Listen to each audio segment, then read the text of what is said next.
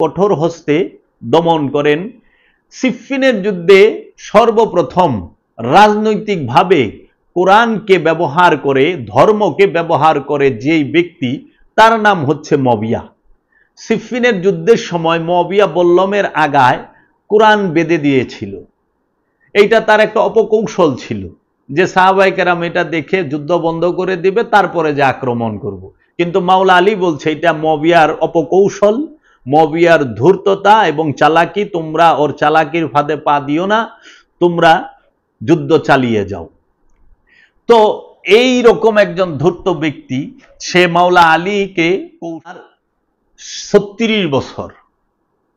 36 বছরের যুবক তিনি। মাওলা আলী কারামাল্লাহু ওয়াজহুর সাথে তিনি নাহওয়ানের যুদ্ধে অংশগ্রহণ করেন, সিফফিনের যুদ্ধে অংশগ্রহণ করেন এবং জঙ্গে জামালের যুদ্ধে অংশগ্রহণ করেন। নাহওয়ানের যুদ্ধ আমির মুআবিয়ার সাথে মাওলা আলীর যুদ্ধ সংগঠিত হয় নাহওয়ান সিফফিনের, সেটা ফুরাত নদীর কারবালায়, সেইখানেই ফুরাত নদীর এই পারে, এক পারে হয় মাওলা আলী কারামাল্লাহু ওয়াজহুর সাথে মুআবিয়ার যুদ্ধ, সেই যুদ্ধের নাম সিফফিন। আরেক পারে, তার উল্টো পারে হয় মুআবিয়ার ছেলে ইয়াজিদের সাথে মাওলা হুসাইন আলাইহিস সালাতু ওয়াস সালামের কারবালার যুদ্ধ। মুআবিয়ার সাথে মাওলা আলীর যুদ্ধ হয় ফোরাতের কিনারে, আবার মাওলা হুসাইনের সাথেও ইয়াজিদের যুদ্ধ হয় ফোরাতের আরেক পারে। তাই আমরা দেখতে পাই মাওলা হাসান আলাইহিস সালাতু ওয়াস সালামের শিক্ষা এবং দীক্ষা সম্পূর্ণই আল্লাহর রসুল মুহাম্মদ সাল্লাল্লাহু আলাইহি ওয়াসাল্লাম থেকে এবং মাওলা আলী কারামাল্লাহু ওয়াজহু থেকে এবং সাইয়েদেনা মা ফাতেমাতুজ জাহরা থেকে। মাওলা হুসাইন হাসান আলাইহিস সালাতু ওয়াস সালাম তাহারা যে নঙ্গরের যেই খাবার খেয়েছেন, যে পাতিলের যে হান্ডির খাবার খেয়েছেন, পৃথিবীর বুকে এত উঁচু মর্যাদার নঙ্গর দ্বিতীয় আর কেউই নাই। কিভাবে? সাইয়েদেনা মা খাদিজাতুল কুবরার নঙ্গর খানার মধ্যে কে কে খানা খাইতো? সাইয়েদেনা মা খাদিজাতুল কুবরার নঙ্গরের মধ্যে খানা খাইতো পৃথিবীর সর্বশ্রেষ্ঠ মহাপুরুষ আবুল কাসেম মুহাম্মদ সাল্লাল্লাহু আলাইহি ওয়াসাল্লাম, সৈয়দুল আম্বিয়া, সমস্ত নবীগণদের ইমাম যিনি, তিনি সমস্ত অলিগণের ইমাম যিনি, সাহেবুল ফুকারা, ইমামুল ফুকারা, মাওলা আলী কারামাল্লাহু ওয়াজহু, যিনি সকল অলির মাওলা, এমনকি আল্লাহর রসুলেরও মাওলা এবং আল্লাহর রসুল মাওলা আলীর মাওলা, সেই মাওলা আলী এবং জান্নাতের সরদারিনী নারী কুলের সাইয়েদেনা মা ফাতেমা। আবার মা ফাতেমার নঙ্গরের মধ্যে খাবার খাচ্ছে পৃথিবীর সর্বশ্রেষ্ঠ নবী যিনি রাহমাতাল লিল আলামিন, পৃথিবীর সর্বশ্রেষ্ঠ রসুল যিনি সৈয়দুল মুরসালিন, এবং মাওলা আলী কারামাল্লাহু ওয়াজহু যিনি সাহেবুল জামাল এবং ইমামুল ফুকারা, যিনি সমস্ত অলিদের ইমাম, সমস্ত অলিদের মাওলা। আবার জান্নাতের সর্বশ্রেষ্ঠ দুই নওজোয়ান, যাহারা জান্নাতের যুবকদের সর্দার, মাওলা হাসান, মাওলা হুসাইন, এবং জান্নাতের সর্বশ্রেষ্ঠ যে নারীকুল সরদারিনী মা ফাতেমাতুজ জাহরা, এবং পাক পাঞ্জাতনের অন্য আরেকজন সদস্য হযরত সালমান ফারসি। দেখেন এই নঙ্গর খানার মধ্যে সাহাবায়ে কেরামও খাচ্ছেন। তো সেই স্তরে, তাই আল্লাহর নবী মুহাম্মদ সাল্লাল্লাহু আলাইহি ওয়াসাল্লামের বংশের কেহই জীবনে একদিনও কোনো মূর্তির পূজার করেন নাই। তারা কোনো প্রকার কোনো দুনিয়াবি কর্মের সাথে লিপ্ত নয়। যদি কেউ বলে তাহাদের কোনো ভুল আছে, সেই ব্যক্তির ভুল। কেন? যার সাথে খান্নাস রূপী শয়তান আছে তারই ভুল আছে, যার সাথে খান্নাস রূপী শয়তান নাই, রব রূপে প্রকাশিত বিকশিত, তার কোনো ভুল নাই। তিনি যাহা করেন আল্লাহর ইচ্ছাই করেন। মুমিন যাহা করে তাহাই ইবাদত, মুমিন যাহা করে তাহাই ইবাদত। মাওলা আলীকে জান্নাতি মুআবিয়ার বাপেও অস্বীকার করতে পারবে না। তাই মাওলা হাসান আলাইহিস সালাতু ওয়াসসালাম যখন মাওলা আলী কারামাল্লাহু ওয়াজহুর কাছ থেকে শিক্ষা দীক্ষা নিয়ে তিনি সর্বশ্রেষ্ঠ হাফেজ ছিলেন, তিনি সর্বশ্রেষ্ঠ তাসাউরের সর্বশ্রেষ্ঠ একজন মহাজ্ঞানী ছিলেন, এবং তাফাক্কুর, তাতাব্বুর, তাকিলুন সমস্ত কিছুর মধ্যে তিনি আল্লাহর জাত নূরে নূরময় হয়েছিলেন। সেই মাওলা হাসান আলাইহিস সালাতু ওয়াসসালাম মাওলা আলী কারামাল্লাহু ওয়াজহুর শাহাদাতের পরে যখন তিনি মদিনা এবং এই জাজিরাতুল আরবের মধ্যে এই হেজাজে মক্কা, হেজাজে মদিনা এই অঞ্চলের সমস্ত শাসনভার গ্রহণ করেন, তখন তার বিরুদ্ধে দাঁড়ায় মুয়াবিয়া, যিনি হিন্দার ছেলে, আবু সুফিয়ানের ছেলে। তাকে সমাজের অনেকে আমিরে মুয়াবিয়া বলেন। তিনি মাওলা হাসান আলাইহিস সালাতু ওয়াসসালামের সাথে যুদ্ধ বাঁধালেন এবং আন্দোলনে নাম দেন। আমির মুয়াবিয়া মাওলা আলী কারামাল্লাহু ওয়াজহুর বিরুদ্ধে বিভিন্ন প্রকার অবৈধ এবং অযৌক্তিক যে যুদ্ধগুলো করেছেন, মাওলা আলী কারামাল্লাহু ওয়াজহুকে সে সবসময় তার সাথে শত্রুতা পোষণ করতেন এবং মাওলা আলীকে সবসময় তিনি তার সম্পর্কে বাজে মন্তব্য করতেন এবং গালিগালাজ করতেন। তখন আমির মুয়াবিয়ার সাথে যখন মাওলা আলীর যুদ্ধ হয়, মাওলা আলী তখন আমির মুয়াবিয়াকে কঠোর হস্তে দমন করেন। সিফফিনের যুদ্ধে সর্বপ্রথম রাজনৈতিকভাবে কোরআনকে ব্যবহার করে, ধর্মকে ব্যবহার করে যেই ব্যক্তি, তার নাম হচ্ছে মুয়াবিয়া। সিফফিনের যুদ্ধের সময় মুয়াবিয়া বল্লমের আগায় কোরআন বেঁধে দিয়েছিল। এইটা তার একটা অপকৌশল ছিল যে সাহাবায়ে কেরাম এটা দেখে যুদ্ধ বন্ধ করে দিবে, তারপরে যে আক্রমণ করব। কিন্তু মাওলা আলী বলছে এটা মুয়াবিয়ার অপকৌশল, মুয়াবিয়ার ধূর্ততা এবং চালাকি, তোমরা ওর চালাকির ফাঁদে পা দিও না, তোমরা যুদ্ধ চালিয়ে যাও। তো এই রকম একজন ধূর্ত ব্যক্তি, সে মাওলা আলীকে কৌশলে ষড়যন্ত্র করে শহীদ করেন, ইতিহাসের মধ্যেই এটি আছে। তারপরে তিনি যখন দেখেন যে তার রাজা হওয়ার খুব বাসনা, খুব শখ, মাওলা হাসান তখন হইলেন মুসলিম জাহানের কয় নাম্বার খলিফা? মেজাজি, রাজত্ব, রাষ্ট্র চালানের খলিফা, রাষ্ট্রের খলিফা। রাষ্ট্রের কয় নাম্বার খলিফা? রাষ্ট্রের 1 নম্বর খলিফা আবু বকর সিদ্দিক রাদিয়াল্লাহু তাআলা আনহু, 2 নম্বর খলিফা হযরত ওমর রাদিয়াল্লাহু তাআলা আনহু, 3 নম্বর খলিফা হযরত ওসমান রাদিয়াল্লাহু তাআলা আনহু। আর রাষ্ট্রের 4 নম্বর খলিফা হচ্ছেন মাওলা আলী কারামাল্লাহু ওয়াজহু। রাষ্ট্রের 5ম খলিফা হচ্ছেন মাওলা হাসান মুস্তাফা আলাইহিস সালাতু ওয়াসসালাম, তিনি। আর রসুলের হৃদয় রাজ্যের খলিফা, আনা মদিনাতুল ইলমি আলিউ বাবাহা, এলেমের রাজ্যের খলিফা, এলেমের শহরের খলিফা, এলেমের শহরের দরজা, রসুলের নূরের খলিফা একমাত্রই হচ্ছে মাওলা আলী কারামাল্লাহু ওয়াজহু। মাওলা আলী হচ্ছে 2 দিকেরই খলিফা, বাহিরের এবং ভিতরের। ইসলামের 2 দিকই আছে, বাহির এবং ভিতর। মাওলা আলী কারামাল্লাহু ওয়াজহু রসুলের মনোনীত খলিফা। রসুল যাকে গাদিরে খুমের মধ্যে মনোনীত করেছেন, আল্লাহর রসুলের একমাত্র খলিফায় মাওলা আলী, একমাত্র মাওলাই হচ্ছে মাওলা আলী। আর অন্য যাহারা আছেন তাহারা সবাই মানুষের, জনগণের নির্বাচিত খলিফা, জনগণের মনোনীত খলিফা, আল্লাহর মনোনীত না। মানুষের নির্বাচিত খলিফা রাষ্ট্র চালায়, আর রসুলের নির্বাচিত খলিফা সে আধ্যাত্মিক জগৎ পরিচালনা করেন, হেদায়েতের রাজ্য পরিচালনা করেন, মুক্তির রাজ্য পরিচালনা করেন। তাই যারা মুক্তির রাজ্যের খলিফাকে রাজত্বর খলিফা খেলাফত দিয়ে ঢাকতে চায়, তারাই ভুল করে। তাই মাওলা হাসান আলাইহিস সালাতু ওয়াসসালামও 2 দিকের খলিফা ছিলেন। একটি হইল হৃদয় রাজ্যের, হেদায়েতের রাজ্যের, মুক্তির রাজ্যের খলিফা।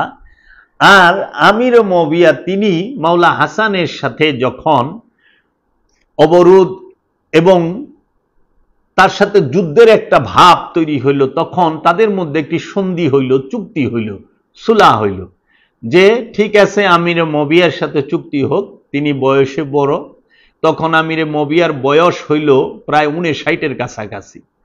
তখন বলল যে ঠিক আছে আমিরে মবিয়া তিনি এই যে রাজত্ব গ্রহণ করুক, আমি ওনার সাথে চুক্তি করে একটা সমঝোতা করে মাওলা হাসান মুস্তফা যেই দিন উনি এই চুক্তি করেন সেই দিনই খোলাফায়ে রাশেদিনের 30 বছর, আল্লাহর রসুল বলছেন যে আমার ইন্তেকালের পরে এই খোলাফায়ে রাশেদিন 30 বছর, এরপরে হবে যে দেখতেছেন আল্লাহর রসুল যে আলে মোহাম্মদের রক্তের মধ্যে একটি চক্রাপাকরা কুকুর জিব্বা লাগাচ্ছে, যেইটি কারবালায় সীমার ঘটিয়েছেন, সীমার ধবল রোগে আক্রান্ত ছিলেন। এই যে চক্রাপাকরা আমাদের গ্রামে সাদা ধবল রোগে, সে যখন মাওলা হুসাইনের বুকের উপর উঠে বসছেন, তখন মাওলা হুসাইন বলছে আমার নানাজি বলছিল যে আওলাদে রসুলের রক্তের মধ্যে একটি চক্রাপাকরা কুকুর, সাদা কালো কুকুর, সে মুখ লাগাচ্ছে। তো এই সেই মাওলা হাসান আলাইহিস সালাতু ওয়াস সালাম যখন সুলা করেন, তখন আমিরে মবিয়া মুসলিম জাহানে সর্বপ্রথম রাজা হয়। মুসলিম জাহানে সর্বপ্রথম রাজা হচ্ছেন উমাইয়া বংশের, তার নাম হচ্ছে মবিয়া। মবিয়া কিন্তু খলিফা না, রাজা। উমাইয়া বংশের প্রথম রাজা। আর উমাইয়া বংশের প্রথম শাসক হইল হযরত উসমান রাদিয়াল্লাহু তাআলা আনহু। আর উমাইয়া বংশের প্রথম রাজা হইল মবিয়া। মবিয়া তারপরও ক্ষান্ত হয় নাই, কারণ মবিয়ার সাথে চুক্তি ছিল। মবিয়ার ইন্তেকালের পরে মাওলা হাসান যদি জাহিরিভাবে পৃথিবীর বুকে থাকেন, তাহলে তিনি হবেন খলিফা, তিনি শাসনকর্তা হবেন। যদি মাওলা হাসান না থাকেন, তাহলে তারপরে হবে মাওলা হুসাইন শাসনকর্তা। মবিয়া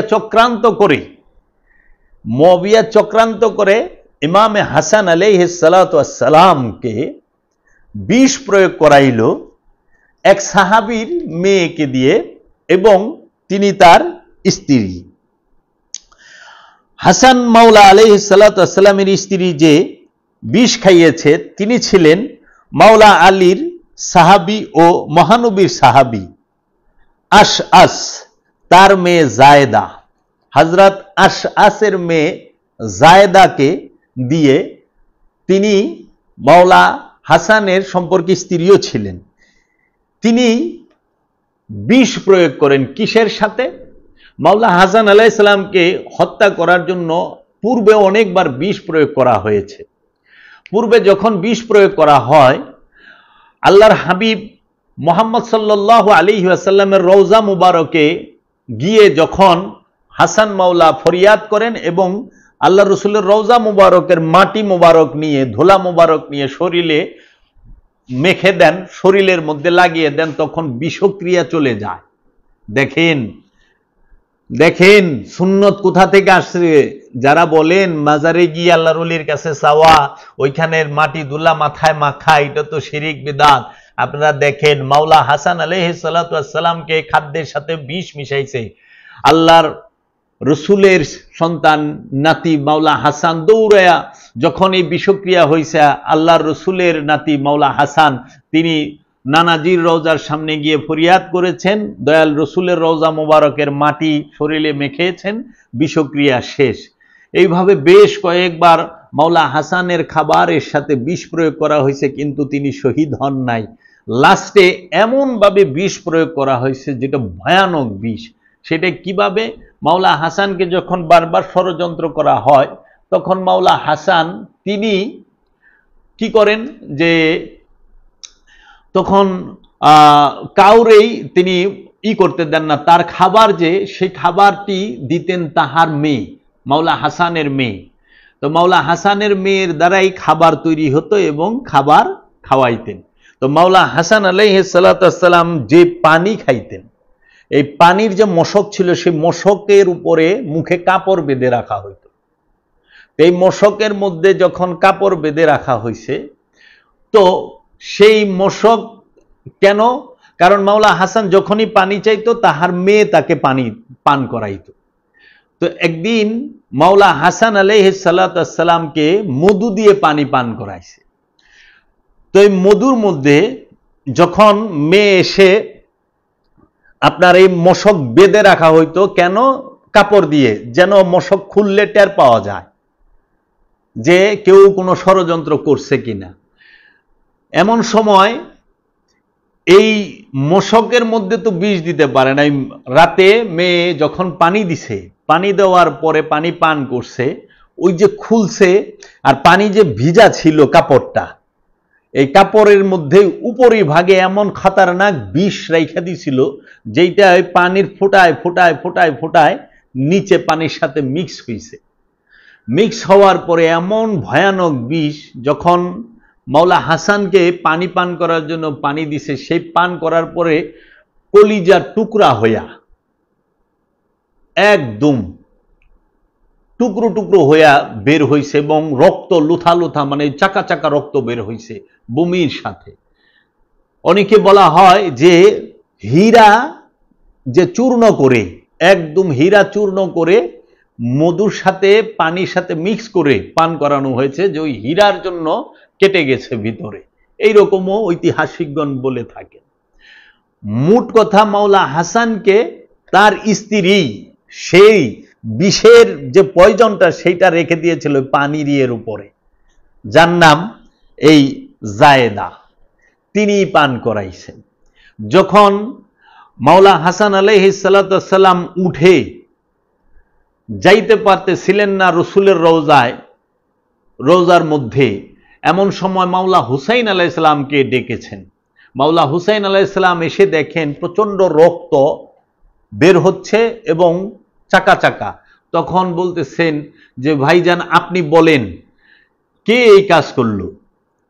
মাওলা হাসান তখন এই কথাটি তাকে গোপনে বললেন এবং তিনি ওসিয়ত করলেন, ভাই আমি আর বাঁচব না, আর আমার পক্ষে সম্ভব না নানা জানের রওজা মোবারকে গিয়ে ফরিয়াদ করা, তা আমি তোমাকে একটি ওসিয়ত করে যাই। সেই ওসিয়তটি কি?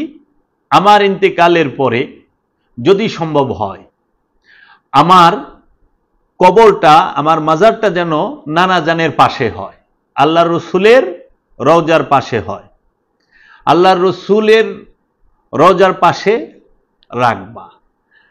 যদি সেখানে দেওয়া সম্ভব না হয়, তাহলে পরে নানা জানের রওজা মুবারকের কাছে আমাকে কিছুক্ষণ রেখে জান্নাতুল বাকিতে আম্মা জানের রওজার পাশে আমাকে যেন রাখা। সেই নিষ্ঠুর গভর্নর, মবিয়ার নিযুক্ত গভর্নর ওয়ালিদ বিন উতবা, তাহার আমলে যখন মাওলা হাসান আলাইহিস সালামকে রসুলের রওজার পাশে রাখার জন্য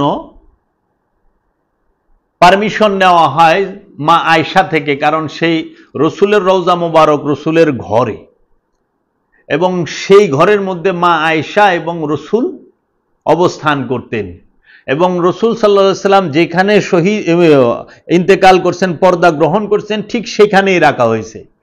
রসুল সাল্লাল্লাহু আলাইহি ওয়াসাল্লামের ঘরের ভিতরেই রসুল সাল্লাল্লাহু আলাইহি সাল্লামের রওজা হয়েছে। তখন মা আয়েশার থেকে অনুমতি নেওয়া হয়েছে। মা আয়েশা বলেছেন যে আমার কোনো অসুবিধা নাই, আমার কোনো বাধা নাই। তখন এই যে মারওয়ান বিন হাকাম এবং এই গভর্নর মিলে মাওলা হাসানকে, মহানবীর আওলাদকে মহানবীর ঘরে রাখতে দেয় নাই। এর থেকে বড় রাজনীতি আর হইতে পারে? এর থেকে বড় জুলুম হইতে পারে? আমাদের দেশের অনেকেই আছেন সত্যকে পাশ কাইটা যান, সত্যকে গোপন করে যান, বলতে ভয় পান। আমি ভয় পাই না, আমি বাঁচিও আল্লাহ রসুলের জন্য, রসুলের বংশের জন্য, অলিদের জন্য। আমি মরুমা আল্লাহ আল্লাহ রসুলের বংশের জন্য, আল্লাহর অলিদের গোলামি করতে করতে। আমার কোনো ভয় নেই। আমার ভয় হইল আমার দ্বারা যেন আওলাদ রসুলের প্রতি কোনো অত্যাচার, জুলুম, মিথ্যা এবং কোনো প্রকার বেদবি না হয়। আমি ভয় পাই আল্লাহর রসুলের বংশকে। তাই আল্লাহর রসুল সাল্লাল্লাহু আলাইহি ওয়াসাল্লামের যিনি আওলাদ, যাকে কোরআন বলেছেন আল্লাহর রসুলের আওলাদ, সেই হাসান মাওলাকে আল্লাহর রসুলের রওজা মুবারকের সাথে রাখতে দেয় নাই ওই সময়কার যিনি গভর্নর ছিলেন এবং ওই সময়কার যারা মদিনায় মধ্যে মবিয়াপন্থী ছিলেন এবং যারা জুলুম অত্যাচার করতেন মাওলা আলীর বংশকে, মা ফাতেমার বংশকে, রসুলের বংশকে, তারা মদিনার মধ্যে তুচ্ছ তাচ্ছিল্যের ভাষায় মাওলা হাসান আলাইহিস সালামের সামনে মাওলা আলীকে গালি দেওয়া হতো, রসুলের বংশকে গালি দেওয়া হতো। মাওলা হাসান চুক্তির মধ্যে লিখেছিলেন যে তোমরা আমার বাবাকে গালি দিতে পারবা না। আর এই আমিরে মুআবিয়া বলছিল যেই পর্যন্ত শিশুরা যুবকে পরিণত না হয়, যুবকেরা বৃদ্ধে পরিণত না হয়, সেই পর্যন্ত এই আলীর বংশ এবং আলীর উপরে লানত বর্ষিত করা হবে এবং ৭০,০০০ মসজিদ নির্মাণ করে ৭০,০০০ মসজিদের মধ্যে মুআবিয়ার নিযুক্ত বেতনখোর মৌলবীদের দ্বারা এই জুমার খুতবার আগে, জুমার খুতবার পরে সর্বসময়ে আল্লাহর রসুলের বংশধরকে, পাক পাঞ্জাতনকে, মাওলা আলীর বংশকে সব সময় অভিশাপ বর্ষণ করা হতো, গালিগালাজ করা হতো। গালিগালাজের রেওয়াজ চালু হয় মসজিদের ভিতরে, মারামারির রেওয়াজ চালু হয় মুআবিয়ার আমলে। আমি জাজমেন্ট না, আমি জাজ করি নাই, উনি যা করছেন আমি তাই বলছি, ওনার কর্ম বলছি। উনি কি জান্নাতে যাবেন না জাহান্নামে যাইবেন এটা রব্বুল আলামিন আর রাহমাতাল লিল আলামিন বিচার করবেন। উনি কি ইমানদার থাকবেন না বেঈমান হবেন সেই দায়িত্ব আল্লাহ, আল্লাহর রসুলের, আমার না। কিন্তু উনি যা আমিরে মুআবিয়া যা করেছেন আমি সেটাই বলতেছি এবং এটার ঐতিহাসিক সত্য, এটা মানতে হবে। সবাই মানে, সবাই মোটামুটি এইটা জানে এবং কেউই আমিরে মুআবিয়াকে নিয়ে এত ভালাভালি করে না। আর যারা করেন তারা তো মুআবিয়ার বংশধর, করবে, এটাই স্বাভাবিক। কারণ বেতনটা তো তিনিই চালু করছেন, বিরাট বড় উপকার করছেন না, চাকরির ব্যবস্থা করছেন, কর্মের ব্যবস্থা করছেন, বেতনের ব্যবস্থা করছেন, তো তারা তো তাই বলবে। আল্লাহর নবীর বংশ তো চাকরির ব্যবস্থার এই বেতনের ব্যবস্থা করেন নাই, তারা মহব্বত শিখাইছেন। তাই আমিরে মুআবিয়ার আমলে এইটা হলো। তা আমিরে মুআবিয়া কি এই দায় এড়াইতে পারবেন? মানলাম মাওলা হাসানের সাথে, হাসানের হত্যার সাথে তিনি গুপ্তভাবে জড়িত, ষড়যন্ত্র করেছেন, কিন্তু রওজাতে রাখার সময় তো সে প্রত্যক্ষভাবে জড়িত, তার আদেশেই তো এটা হয় নাই। তখন আমিরে মুআবিয়ার আমল, শাসন আমল। একটু খেয়াল করেন, আল্লাহর রসুলের রওজা মুবারকের মাজার শরীফের ডাইন পাশে আবু বকর সিদ্দিক, বাম পাশে হযরত উমর রাদিয়াল্লাহু তাআলা আনহু, তাহারা শুয়ে রয়েছেন। হযরত আবু বকর সিদ্দিক এবং হযরত উমর রাদিয়াল্লাহু তাআলা আনহু হচ্ছেন সাহাবী, তাহারা আল্লাহর রসুলের গোলাম, আওলাদ না। সাহাবী কখনো রসুলের বিছানায় শুইতে পারে না, এইটা দর্শনেই নাই। সাহাবী কখনো রসুলের আগে হাঁটতে পারে না, রসুলের কাঁধে বসতে পারে না। সাহাবী কখনো রসুল সাল্লাল্লাহু আলাইহি ওয়াসাল্লামের কণ্ঠস্বরের উপরে উঁচু কণ্ঠে কথা বলতে পারে না। আল্লাহর রসুলের বুকের মধ্যে বসছে মাওলা হাসান, আল্লাহর রসুলের কাঁধে বসছে মাওলা হাসান, আল্লাহর রসুলের জুলফ চুলের মধ্যে ধরছে আল্লাহ মাওলা হাসান। আল্লাহর রসুল মিম্বর থেকে নেমে এসে তুলে নিয়েছে মাওলা হাসানকে। আল্লাহর রসুলের লালা মুবারক 3 বার পান করেছেন মাওলা হাসান। আল্লাহর রসুল সাল্লাল্লাহু আলাইহি সাল্লাম যখন সেজদায় রত তখন মাওলা হাসান পিঠের উপরে উঠা বসে গেছেন। আল্লাহর রসুলের চাদরের ভিতরে মাওলা হাসান, আল্লাহর রসুলের নয়নের মধ্যে মাওলা হাসান, আল্লাহর রসুলের ঘরে মাওলা হাসান, আল্লাহর রসুলের খাবারের মধ্যে শরীক মাওলা হাসান, আল্লাহর রসুলের ঘরে এজাজত লাগে না ঢুকতে মাওলা হাসানের। সেই মাওলা হাসান আলাইহিস সালাতু ওয়াস সালামকে রাখতে দিলেন না রসুলের পাশে। একমাত্র মহানবীর ওয়ারিশ, রক্তের এবং নূরের মাওলা হাসান, তিনি তো ওয়ারিশ সূত্রে ওই ঘরের মালিক। যার রসুলের রওজার মধ্যে ওয়ারিশ সূত্রে তো মাওলা হাসান মালিক, তা মাওলা হাসানকে তো জায়গা দেন নাই। রসুলের কন্যা মা ফাতেমাকে জায়গা দেন নাই। আল্লাহর রসুলের বংশের সর্বপ্রথম যে শহীদ হয় তিনি হচ্ছেন সৈয়দনা মা ফাতেমা। দ্বিতীয় শহীদ যিনি হয় তিনি হচ্ছেন মাওলা আলী কারামাল্লাহু ওয়াজহু। তৃতীয় শহীদ যিনি হয় তিনি হচ্ছেন সৈয়দনা মাওলা হাসান আলাইহিস সালাম।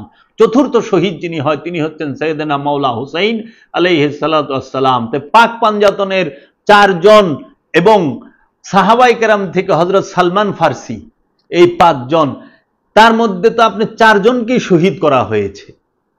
আওলাদ রসুলের, এবং 4 জনের একজনকেও আল্লাহ রসুলের সাথে রাখতে দেওয়া হয় নাই। রাখতে দেওয়া হয় নাই কেন? সেটা কি ধর্মের জন্য না রাজনীতির জন্য? আল্লাহ রসুলের পাশে আল্লাহ রসুলের আওলাদকে, মাওলা হাসানকে না রেখে আপনারা কি দিন প্রতিষ্ঠা করছেন, না ধর্ম প্রতিষ্ঠিত করছেন, নাকি রাজনীতি করছেন? রাজনীতির শুরু জানাজা নিয়ে, রাজনীতির শুরু কবর নিয়ে, কবর দেওয়া নিয়ে মহানবীর আমল থেকে করছে, এবং এইটা শুরু করছেই যায়া মবিয়া। উনি বলে দুধে দোয়া তুলসী পাতা। আপনারা দেখেন, একটু খেয়াল করেন, এইভাবে আপনারা খুঁটিয়া খুঁটিয়া দেখেন আল্লাহর রসুলের বংশের সাথে কি পরিমাণ জুলুম করেছে, অত্যাচার করেছে সেই সময়ের শাসকগণ। তারা বলে আবার অনেক উঁচু আলা মুকামের, আল্লাহ দিলে দিতে পারে, কিন্তু কর্ম তো সেটা বলে না। তাই আল্লাহর রসুলের বংশকে যারা অত্যাচার করেছেন, জুলুম করেছেন, তারা কি আল্লাহর রসুলের সামনে দাঁড়াতে পারবে? আল্লাহর রসুলের কাছ থেকে দোয়া এবং দয়া পাবে? আল্লাহর রসুলের কাছ থেকে পেতেও পারে, কারণ রসুল তো রহমাতাল লিল আলামিন। আল্লাহর রসুল মাফ করেও দিতে পারেন, আল্লাহর রসুলের ইচ্ছা। তাই আমরা দেখতে পাই এই মবিয়ার আমল থেকে রসুলের বংশের উপরে প্রচন্ড অত্যাচার। একদিন আমিরে মবিয়া বাইতুল মালকে নিজের মাল করলেন। পরে মদিনাবাসীরা যারা নাকি দামেস্কে গেলেন, তো উনি দামেস্ক থেকে মদিনায় আসলেন একবার, আমির তো ওনার পিছনে সমস্ত মাল রাখা হইল। তো উনি মদিনাবাসী যারাই আসছেন তাদেরকে একদম ভৈরা ভৈরা দিছে, অনেকগুলো করে সম্পদ তাদেরকে মুদ্রা দিছেন। তো দিতে দিতে শেষ পর্যায়ে এমন সময় সন্ধ্যার দিকে মাওলা হাসান আসছে আমিরে মবিয়ার সাথে দেখা করতে। তো আমিরে মবিয়ার সামনে যখন মাওলা হাসান আলাইহিস সালাম গিয়েছেন, তখন দেখে বলেন যে এমন সময় আসলেন, আমি কি দিব? এটা তো দেওয়া তো শেষ। তো ঠিক আছে, উনি তার খাদেমকে বললেন যে এক কাজ করো, মদিনাবাসীর এই পর্যন্ত যত মাল দিছ ওই পরিমাণ মাল আনো, আমি হাসান মোস্তফাকে দেব। তখন মাওলা হাসান আলাইহিস সালাম বসে আছেন। দেখেন, খেয়াল করেন, মদিনাবাসী সব লোকের সমান মর্যাদা হইল মাওলা হাসানের, দেখেন তার থেকেও বেশি। আচ্ছা, মাওলা হাসানকে যখন এই সম্পদ দিতে আসছে, তখন বলে যে হাসান মোস্তফা, আপনি নেন, এই সম্পদ আমি আপনাকে উপহার দিলাম। আপনি জানেন তো আমি হিন্দার ছেলে মুআবিয়া। কি অহংকার! অহংকারটা দেখেন, হিন্দার পোলা। হিন্দা না জানি কি, ছিল নর্তুকি। আরবের, জাজিরাতুল আরবের সেরা নর্তুকি ছিল হিন্দা। ওই যে বাল্লি ড্যান্স দেখেন না, বাল্লি ড্যান্সের নায়িকা এরকম আর কি। এই নর্তুকি, উনি হিন্দার ছেলে, উনি আমির। তো মাওলা হাসান কি করলেন? মাওলা হাসান উঠে দাঁড়ালেন, চলে যাবেন। তো জুতা মুবারক যখন তার খাদেম সামনে রাখছে, জুতা পায়ে দেয়, আর মাওলা হাসান বলে, মবিয়া, আমি আপনাকে এই সম্পদ দিয়ে গেলাম, আপনি জানেন তো আমি কার ছেলে? আমি সাইয়েদেনা মা ফাতেমাতুজ জাহরার ছেলে, আমি দিয়ে গেলাম। সৈয়দ সাদকা নেয় না, সাদকা দেয়। সৈয়দ, সৈয়দের জন্য সাদকা হারাম, সৈয়দের দিতে হয় উপহার। তো কাজী এই মাওলা হাসান আলাইহিস সালাতু ওয়াস সালামকে যখন রসুলের রওজার পাশে রাখতে দিল না, তখন তারা তীর চালাইলো এবং তলোয়ার চালাইলো। তখন সবাই বলল মাওলা হুসাইনকে, থাক, আমরা মাওলা হাসানকে জান্নাতুল বাকিতেই রাখি। পরে জান্নাতুল বাকিতে মাওলা হাসানকে রাখা হয়, রসুলের রওজা থেকে আবার বাড়িতে নিয়ে যাওয়া হয়। তাই শায়েরগণ বলে, গরিবে আমিরে হাসান গরিবে হুসাইন, আমিরে হাসান গরিবে হুসাইন। মাওলা হাসান আলাইহিস সালাতু ওয়াস সালামের যে কাফন মুবারক, সেটা 2 বার হইছে।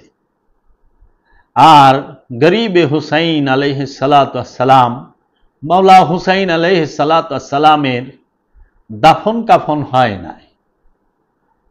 মাওলা হুসাইন আলাইহিস সালাতু ওয়াস সালামের শরীর মুবারক থেকে রসুলের জুব্বা মুবারক, রসুল সাল্লাল্লাহু আলাইহি ওয়াসাল্লামের পাগড়ি মুবারক, আংটি মুবারক, জুলফিকার তলোয়ার মুবারক ছিনিয়ে নেওয়া হয়েছিল, বিবস্ত্র করে রাখা হয়েছিল।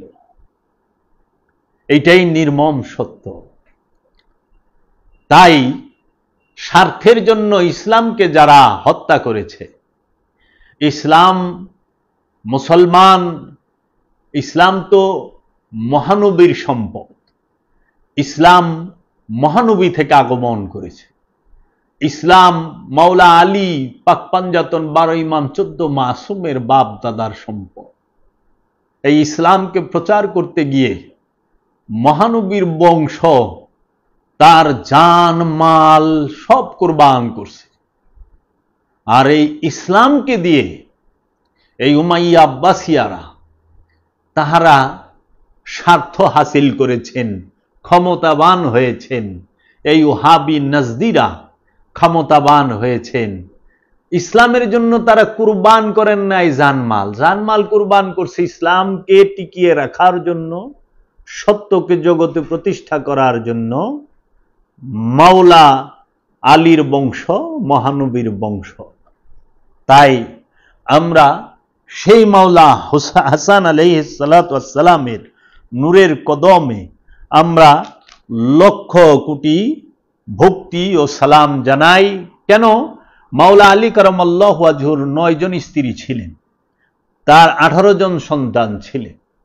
মাওলা আলীর সন্তানদের মধ্যে সবচেয়ে আলা মুকামের উঁচু স্তরের সন্তানই ছিলেন মাওলা হাসান, মাওলা হুসাইন, ইমাম মুহাসিন এবং হযরত যায়েনব। সাইয়েদনা মা ফাতেমার ঘরে থেকে যারা আগমন করেছেন। মাওলা হাসান, মাওলা আলী কারামাল্লাহু ওয়াজহুর এক্সেলেন্ট নাম হচ্ছে ইমাম হানাফি, মোহাম্মদ হানাফিয়া, এবং হযরত আব্বাস আলমদার, যিনি মাওলা হুসাইনের সাথে কারবালায় শহীদ হন। তাই আমরা যেই মাওলা হাসান সম্পর্কে আজকে আমরা কথা বলবো, যে তার সম্পর্কে আমরা যদি দেখি কোন ইমামে হাসান, যার সম্পর্কে আমি কথা বলতেছি, কে এই ইমামে হাসান আলাইহিস সালাতু ওয়াস সালাম? কে এই ইমামে হাসান? ইনি সেই ইমামে হাসান যিনি সাইয়েদনা মা ফাতেমাতুজ জাহরা আলাইহিস সালাতু ওয়াস সালাম মাওলা আলী কারামাল্লাহু ওয়াজহুর সন্তান। ইনি সেই ইমামে হাসান আলাইহিস সালাতু ওয়াস সালাম যিনি সৈয়দাতুল আম্বিয়া, ইমামুল মুরসালিন, খাতামান নবিয়্যিনের আওলাদ এবং নাতি। ইনি সেই ইমাম হাসান আলাইহিস সালাতু ওয়াস সালাম যিনি যুবকদের সর্দার। ইনি সেই ইমাম হাসান আলাইহিস সালাতু ওয়াস সালাম যিনি আল্লাহর রসুলের চাদরের মধ্যে ছিলেন।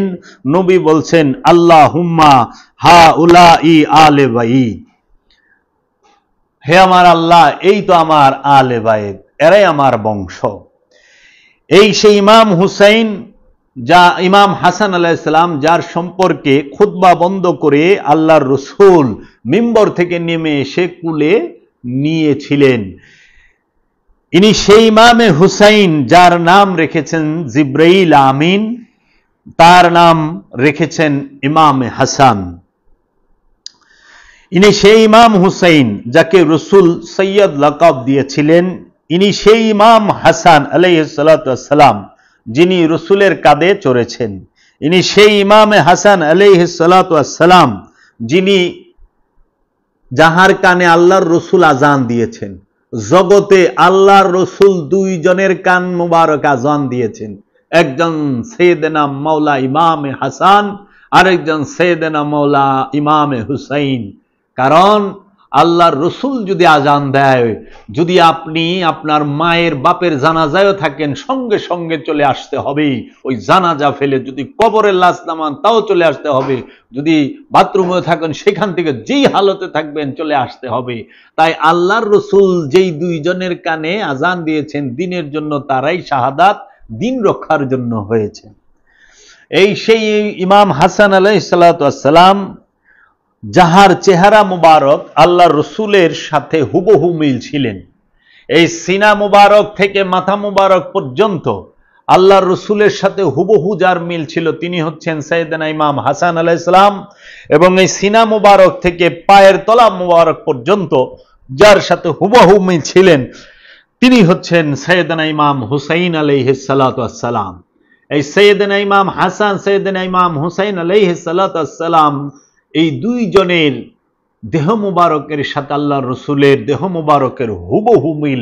জগতে এত সুন্দর হুবহু দেহ মুবারকের সাথে রসুলের যে মিল আর কাহারও ছিল না। এই সেই ইমামে হাসান আলাইহিস সালাতু ওয়াস সালাম, যাহার মুখে আল্লাহর রসুল 3 বার আল্লাহর রসুলের পবিত্র জবান মুবারক ঢুকিয়ে দিয়েছেন, এবং এই সেই ইমাম হাসান আলাইহিস সালাম যিনি আল্লাহ রসুলের জবান মুবারকের লালা মুবারক চুষে খেয়েছেন। এই সেই ইমামে হাসান আলাইহিস সালাম যিনি পায়ে হেঁটে 25 বার মসজিদুল হেরেম কাবা শরীফে গিয়ে হজ পালন করেছেন পায়ে হেঁটে, ঘোড়ায় চড়ে অথবা উটে চড়ে না, 25 বার। এই সেই ইমামে হাসান আলাইহিস সালাম, যাহার বয়ান, যাহার আলোচনা মাওলা আলী কারামাল্লাহু ওয়াজহু লুকিয়ে লুকিয়ে শুনতেন। এই সেই ইমাম হাসান আলাইহিস সালাম, যাহার ঘোড়ার লাগাম ধরে রাখতে সোয়াব মনে করতেন বিখ্যাত সাহাবী হযরত আব্দুল্লাহ ইবনে আব্বাস রাদিয়াল্লাহু তাআলা আনহু। এই সেই ইমামে হাসান আলাইহিস সালাম, যিনি রসুলের, যাহাকে আল্লাহ রসুল ফুল বলে সম্বোধন করেছেন, কুলে নিয়ে বলেছেন এই হাসানই হচ্ছে আমার ফুল। এই সেই ইমামে হাসান আলাইহিস সালাম, যিনি সূরা কাউসারের প্রথম তাফসীর, আল্লাহর রসুলের আওলাদই হচ্ছেন, যেখানে বলছে ইন্না আতাইনাকাল কাউসার, হে আমার হাবিব আমরা আপনাকে দান করেছি কাউসার, ফাসাল্লি লি রাব্বিকা ওয়ানহার, আপনি আপনার রবের যোগাযোগ করুন এবং নাহর করুন দাঁড়ানো অবস্থায়। ইন্না শানিআকা হুয়াল আবতার, যাহারা আপনাকে পিঠ দেখাইল তাহারা নিঃসন্তান। আরবের কাফেরেরা, মুশরিকেরা আল্লাহর রসুলকে টিটকারি দিত যে মুহাম্মদ নাউজুবিল্লাহ তিনি নিঃসন্তান, নাউজুবিল্লাহ। তাই আল্লাহর রসুল বলেছেন আমার বংশ সে মেয়ে থেকে চালু, মেয়ের ঘরে থেকে চালু। যেই রকম হযরত ঈসা রুহুল্লাহ তিনি মা মারিয়ামের ছেলে, কিন্তু ঈসা রুহুল্লাহর পিতা নাই, কিন্তু হযরত ঈসা রুহুল্লাহকে কুরআনুল কারীমে ইব্রাহিম আলাইহিস সালামের বংশ বলা হয়েছে। ঈসা রুহুল্লাহ কিভাবে ইব্রাহিম আলাইহিস সালামের বংশ হয়? কারণ ইব্রাহিম আলাইহিস সালামের, ঈসা রুহুল্লাহ তো বাবার ঘর থেকে আসে নাই, বাবা থেকে আসে নাই, মা থেকে আসছে। তো মিল্লাত ইব্রাহিমের মধ্যে মেয়ে থেকেও বংশকে সম্বোধন করা হয়েছে।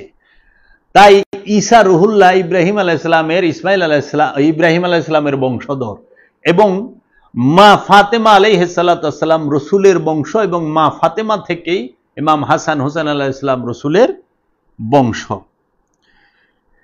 তাই আল্লাহর রসুলের ঘরে নূরি সন্তান চিরকাল আছেন, আওলাদে রসুল, 12 ইমাম, 14 মাসুম, ওলিয়া উলিয়া ইকরাম আজও পর্যন্ত আছেন, কিয়ামত পর্যন্ত থাকবেন। প্রত্যেকটা কামেল আল্লাহর ওলি আল্লাহর রসুলের বংশ, নূরের বংশ, রক্তেরও নূরেরও। তারপরে এই সেই ইমামে হাসান আলাইহিস সালাম, যিনি মাওলা আলীর বংশের প্রথম আওলাদ। এই সেই ইমাম হাসান আলাইহিস সালাম, যাহার উপরে খেলাফত আলামিন হাজান নবুয়াত মুকাম্মেল হয়েছে। মহানবীর বংশের এই মাওলা হাসানের দ্বারাই খোলাফায়ে রাশিদিনের 30 বছর মুকাম্মেল হয়েছে 6 মাস সময়কালে। যেই দিন তিনি এইটা ছেড়ে দেন ঠিক সেই দিনই 30 বছর পূর্ণ হয়। এই সেই ইমাম হাসান আলাইহিস সালাম, যাহার উপরে খেলাফত সমাপ্ত হয়। এই সেই ইমাম হাসান আলাইহিস সালাম, যিনি শহীদে আজম ইমাম হুসাইন আলাইহিস সালামের ভাই, এই সেই ইমাম হাসান আলাইহিস সালাম যিনি সাইয়েদনা মা খাদিজাতুল কুবরার নাতি, এই সেই ইমাম হাসান আলাইহিস সালাম যিনি শহীদে কারবালা ইমাম কাসেম আলাইহিস সালাতু ওয়াস সালামের পিতা, এই সেই ইমাম হাসান আলাইহিস সালাতু ওয়াস সালাম যিনি এই পাক পাঞ্জাতনের অন্যতম সদস্য, সেই ইমাম হাসান আলাইহিস সালামের শুভ আবির্ভাবের দিনে আমরা যেন রহমত বরকত হাসিল করতে পারি, আমরা সেই ফরিয়াদ মাওলা পাকের কাছে রাখব। তাই আমি শেষে একটু কথা আপনাদের সামনে বলতে চাই, সেটি হইল পাক পাঞ্জাতন কারা? পাঞ্জাতন কারা? আমাদের বিরুদ্ধে, আমার বিরুদ্ধে বিশেষ করে অনেকে কমেন্টও বলেন যে আলাইহিস সালাতু ওয়াস সালাম বলেন কেন, পাইলেন ভণ্ডামি করেন কেন, অনেকে গালিগালাজও করে। আমি আজকে একটু ক্লিয়ার করি। এখন বলতে চাই যে মহানবীর বংশ দেখতে চাইলেন আল্লাহ, তাই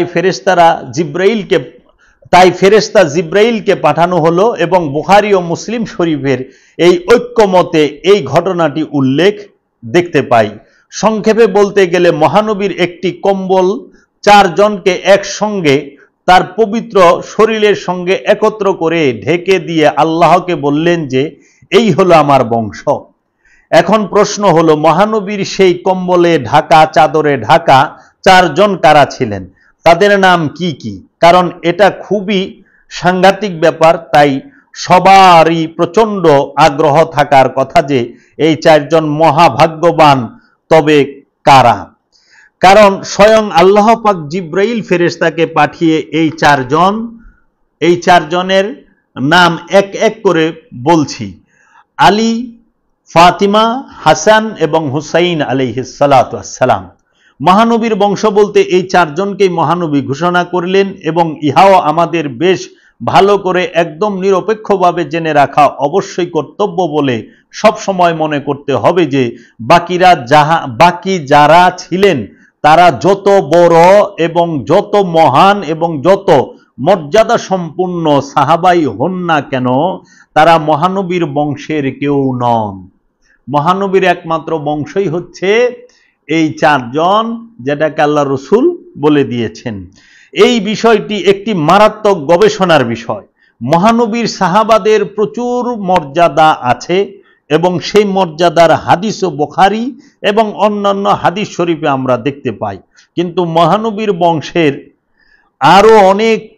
আরো অনেকে থাকা সত্ত্বেও কেন মহানবী এই 4 জনকে সেই দিন জিব্রাইলের সামনে প্রকাশ্যে ঘোষণা করলেন, এই রহস্য যিনি বুঝতে পারেননি তিনি মারেফতের গোপন কথার কাঁচকলাটিও বুঝতে পারেননি।